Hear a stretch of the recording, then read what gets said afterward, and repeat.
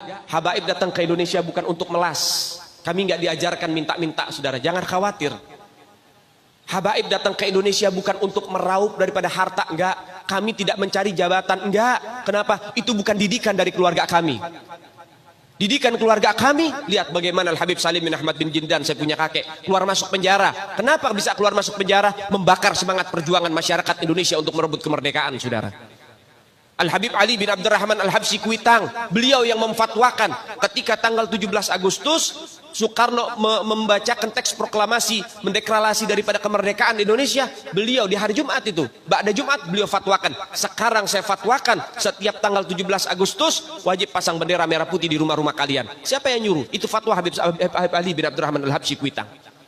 Bendera merah putih, siapa yang memberikan instruksi kepada Bung Karno untuk membuat bendera merah putih sebagai bendera Indonesia? Itu adalah fatwa Al-Habib Idrus bin Salim Al-Jufri Palu Al-Khairat.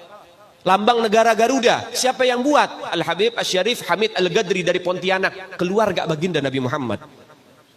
Lagu 17 Agustus, Pramuka, lagu syukur, siapa yang buat? Al-Habib Husain Al-Mutahhar dari Semarang, dzurriyyat baginda Nabi Muhammad.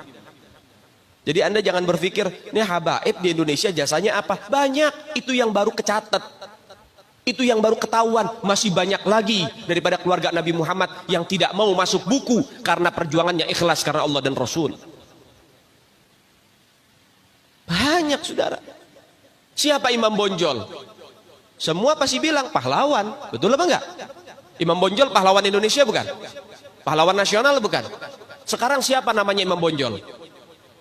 Al-Habib Muhammad Syahabuddin, beliau habaib dari kalangan bin Syahab.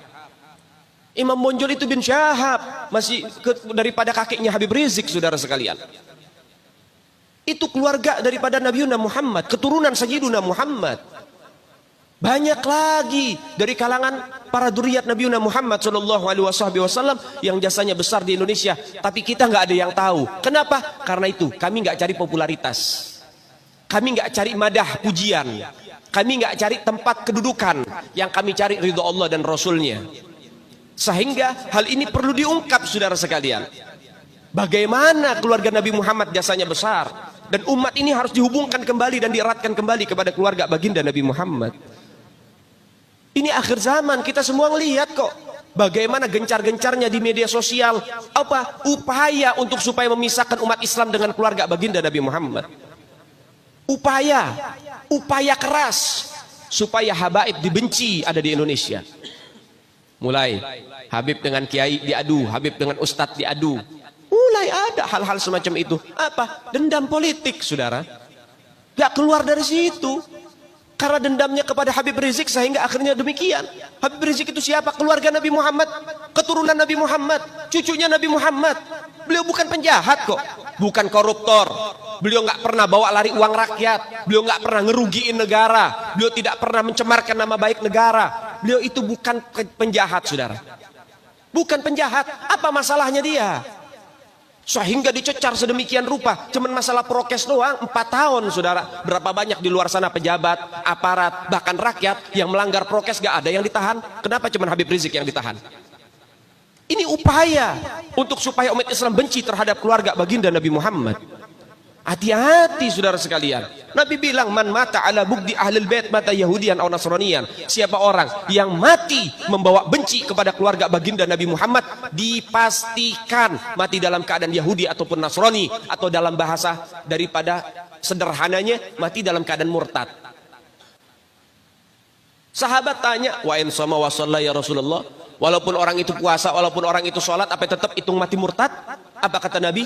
Wa in shamma wa shalla, walaupun orang itu puasa, walaupun orang itu sholat, kalau dia mati bawa benci kepada keluarga Nabi Muhammad, dipastikan mati dalam keadaan murtad. Ini Nabi yang punya mau, bukan kita habaib. Dan seharusnya yang membahas masalah fadailul ahlul bait, keutamaan para habaib, bukan dari mulut saya, bukan dari mulut Habib Khalid wala Habib yang lain, bukan, tapi daripada mulut para guru-guru kita. Mereka yang lebih punya kewajiban untuk membahas masalah ini ke umat, saudara. Kenapa? Supaya tidak ada fitnah. Kalau saya yang bicara begini, akan ada pertanyaan, itu maunya Habib, itu maunya dia, itu mah dalil buat-buatan dia. Terserah Anda.